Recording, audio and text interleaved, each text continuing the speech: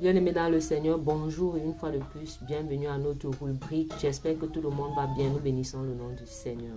Nous sommes toujours sur la méditation. Ce matin, nous abordons le sous-thème, le matériel à mettre à notre disposition pour une meilleure compréhension des Écritures. Nous commençons cette partie en disant qu'on ne médite pas la Bible dans le téléphone. On n'étudie pas un passage biblique dans le téléphone, c'est dans la Bible. Donc, les éléments dont nous avons besoin pour une meilleure compréhension, nous dirons ce matin premièrement la Bible, la parole écrite de Dieu elle-même, la Bible.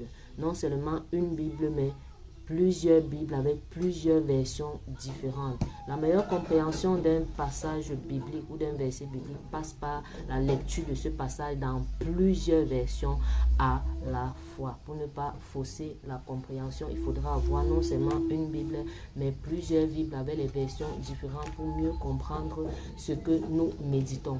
Donc après la Bible elle-même, nous avons besoin d'un cahier de notes.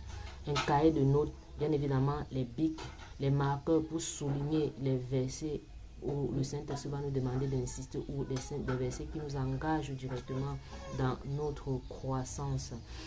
Nous avons la règle également pour souligner. Tout ça, c'est pour avoir une meilleure étude, une meilleure compréhension lorsque nous étudions. Nous avons aussi besoin d'un dictionnaire en français. Si tu n'as pas compris le français qui est écrit dans le passage que tu es en train de lire, ce n'est pas naturellement ou spirituellement que tu comprendras le verset. Nous avons un dictionnaire français.